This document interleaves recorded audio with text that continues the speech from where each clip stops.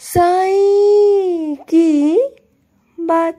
बच्चे, जो मैं कहता हूँ ना, जो भी तुम्हारा बाबा कहता है ना, तुम उसका पालन किया करो। तुम जो मैं कहता हूँ ना, वो ना करके तुम कुछ और करते हो, इस वजह से दिक्कत आती है, परेशानी आती है मेरे बच्चे। तो जो भी मैं कहता हूँ ना, मेरे कहे का पालन किया करो, सुना करो मेरे बच्चे। तुम देखना कि कितना बदलाव होगा चीज़ों के अंदर, तुम देखना। और सुनो, तुम्हें नींद नहीं आती ना, नींद से बहुत परेशान होना, तो सुनो मेरी बात को। रात को सोने से पहले अपने माथे पर उदी का तिलक लगाया करो। उदी का तिलक लगाओगे ना तो तुम्हें बहुत अच्छी नींद आएगी। मैं आऊँगा तुम्हारे स्वप्न में, मैं बैठूँगा तुम्हारे पास आकर, तुम्हारे सर पर हाथ रखूँगा मेरे बच्चे, और तुझे सुलाऊँगा, तुझे मैं सुलाऊँगा। तेरी ये नींद की बीमारी दूर करूँगा मेरे बच्चे। तुझे बहुत अच्छे से नींद आएगी, तो बिल्कुल चिंता मत करना। तुम्हारा बाबा है ना, मैं सब कुछ ठीक कर दूँगा। और सुनो, तुम चाहते हो ना कि तुम्हारे रिश्ते जैसे पहले थे वैसे ही हो जाए, है ना? तो एक काम करना, उन रिश्तों से दोबारा से मिलने की कोशिश करो। मिलो उनसे, बात करो उनसे, उनसे सारी गलतफहमी दूर करने की कोशिश करो। क्योंकि अगर तुम भी नहीं करोगे ना तो वो भी नहीं करेंगे, क्योंकि उनके अंदर भी ना बहुत अनक है। ऐसा नहीं कि वो तुमसे प्यार नहीं करते, प्यार करते हैं, लेकिन अनक है मेरे बच्चे। तो जानने दो ना, तुम किसी की अनक को कम नहीं कर सकते, लेकिन तुम झुक सकते हो, क्योंकि तुम मेरे बच्चे हो। और साईं के बच्चे हमेशा झुकते हैं, हमेशा नीचे होकर चलते हैं। तो तुम झुक जाओ, कोई बात नहीं ना। तुम उनसे माफ़ी मांग लो और कह दो कि जो भी कुछ हुआ उन बातों को भूलकर ज़िंदगी में आगे बढ़े। तुम्हारा वो बहुत प्यारा रिश्ता है मेरे बच्चे, इसलिए तुम्हें समझा रहा हूँ कि ऐसे लोगों को ज़िंदगी में खो मत मेरे बच्चे। हाँ, उनके अंदर थोड़ी सी कमियाँ हैं, लेकिन वो बहुत प्यारे हैं तुम्हारे लिए बहुत अच्छे हैं मेरे बच्चे। और सुनो, तुम्हें किसने कह दिया कि गंगा में नहाने से ना तुम्हारे सारे पाप धुल जाएंगे, मन के सारे पाप, तुम्हारे कर्मों के सारे पाप धुल जाएंगे? ऐसा किसने कहा मेरे बच्चे? ऐसा कुछ भी नहीं है। गंगा में नहाने से तुम्हारे शरीर धुल सकता है, तुम्हारे मन नहीं, तुम्हारे मन के विचार नहीं, तुम्हारे मन के अंदर छुपे पाप नहीं, लालच नहीं मेरे बच्चे, बिल्कुल भी नहीं। तुम ये सब कुछ करके अपने आप को धोखा दे रहे हो, तो ये सब करने से कुछ नहीं होगा। तुम एक के बाद एक गलतियां करते जा रहे हो, पाप कर रहे हो, और जहाँ तुम जा रहे हो ना, क्या मेरी नज़र वहाँ नहीं? कि जहाँ तुम जाते हो, क्या मैं वहाँ तक नहीं पहुँच पा रहा? क्या मैं देख नहीं पा रहा मेरे बच्चे कि तुम कहाँ जाते हो, क्या खाते हो, क्या करते हो? क्या मैं नहीं देख पा रहा? मुझे सब मालूम है मेरे बच्चे। मैं सर्वव्यापी हूँ और मुझसे कभी कुछ छुपा नहीं मेरे बच्चे। आज तक मुझसे कुछ भी नहीं छुपा, कुछ भी। तुम्हारा पिछला जन्म, तुम्हारा अगला जन्म, तुम्हारा ये जन्म, तुम्हारे कर्म, कुछ भी नहीं मेरे बच्चे। मुझे एक एक चीज़ों की खबर है कि तुम्हारी ज़िंदगी में क्या चल रहा है। तो तुम मुझे ऐसे ही मत समझो। बस तुम्हें इतना कहना चाहता हूँ कि अभी भी वक्त है कि अपने कर्मों को सुधार लो, अपने आप को सुधार लो, अपने कर्मों को स्वच्छ कर लो, नहीं तो ज़िंदगी में पछताओगे। फिर मत कहना कि बाबा आपने समझाया नहीं। तुम्हें आखिरी बार चेतावनी दे रहा हूँ मेरे बच्चे। अगर इस बार तुम नहीं समझे, नहीं तुमने अपने आप को ढाला सही चीज़ों में, तो फिर देख लेना कि इस बार मैं क्या करता हूँ। फिर मत कहना कि बाबा आपने ये क्या कर दिया। फिर मुझसे कोई शिकायत मत करना, फिर मुझसे कुछ कहना मत। देख लेना, मैं आखिरी बार बोल रहा हूँ तुम्हें। और सुनो, दूसरों के विषयों में बोलना बंद कर दो मेरे बच्चे। दूसरों के विषय में इतना मत बोलो।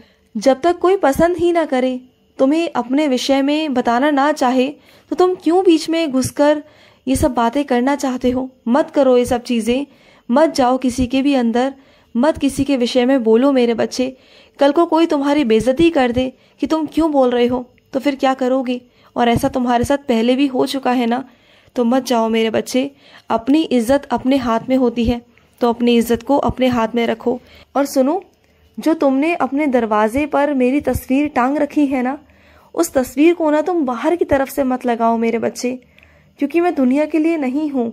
ये बात तुम भी जानते हो और मैं भी जानता हूँ। मैं दुनिया के लिए नहीं हूँ। तुम तस्वीर लगाओ अपने दरवाजे के अंदर की तरफ से। जैसे ही तुम बाहर जाओ ना, तो तुम्हें मेरे दर्शन हो, और जैसे ही घर के अंदर आओ तो दरवाज़ा बंद करते समय तुम्हें मेरे दर्शन हो। मैं सिर्फ तुम्हें दर्शन देना चाहता हूँ, तुम्हारी नज़रों के सामने रहना चाहता हूँ, ना कि किसी और के सामने। क्योंकि जो बच्चे मुझे जानते नहीं, पहचानते नहीं, उनके सामने आकर मैं क्या ही करूँ मेरे बच्चे। और कुछ तो ऐसे हैं जान पूछकर मुझे देखकर मुंह मोड़ लेते हैं, वो बहुत ज़्यादा वहम करते हैं, वो अलग तरह के बच्चे होते हैं। तो ऐसे बच्चों के सामने मैं आना भी नहीं चाहता। जो मेरे बच्चे मुझसे बहुत प्यार करते हैं ना, मैं उन्हीं के साथ रहना चाहता हूँ। तो तुम ना ऐसा करो जैसा मैं तुमसे कह रहा हूँ। और सुनो, तुम्हारा बहुत मन है ना कि बाबा आपकी चरण पादुका चाहिए मुझे, तुम्हें मेरी चरण पादुका से बहुत प्यार है ना, तुम चाहते हो कि तुम अपने घर में चरण पादुका लगाओ, चाहते हो ना, तो चिंता मत करो, चरण पादुका तुम्हें मिल जाएगी। तुम्हें बहुत दिनों से मिल नहीं रही ना, तुम ढूंढ रहे हो, तुम्हें मिल जाएगी मेरे बच्चे, बिल्कुल चिंता मत करो। चरण पादुका चलकर तुम्हारे घर पर आएगी। ये समझ लेना कि तुम्हारे बाबा ही तुम्हारे लिए भेज रहे हैं। तुमने जब इतने दिल से मुझे बुलाया है ना, तो मुझे तुम्हारे घर पर चरण रखने ही होंगे। और चरण पादुका के साथ साथ मैं भी आऊँगा। ये मत सोचना कि मैं नहीं आऊँगा, मैं भी आऊँगा तुम्हारे घर पर और एक लीला करके जाऊँगा। तुम्हें पता चल जाएगा कि तुम्हारे बाबा तुम्हारे घर पर आए थे, तुम देख लेना मेरे बच्चे। और सुनो, कुछ चीज़ें, कुछ बातें, कुछ राज ऐसे होते हैं जो तुम तक ही रहें तो अच्छा है मेरे बच्चे। अगर वो किसी और तक उजागर हो गए ना, तो कल को वो तुम्हारी कमज़ोरी बन सकते हैं। और सामने वाले की ताकत मेरे बच्चे, कल को वो तुम्हारा फ़ायदा भी उठा सकता है। तुम्हें क्या लगता है कि कोई तुम्हारा कुछ बिगाड़ नहीं पाएगा? ऐसा नहीं होता मेरे बच्चे। छोटी से छोटी चींटी भी ना चाहे तो हाथी को हरा सकती है। तो ये मत समझा करो, किसी को भी अपने बारे में इतना ही बताओ जितना ज़रूरत है। हर किसी को अपने बारे में ज़्यादा बताने की कोई ज़रूरत नहीं।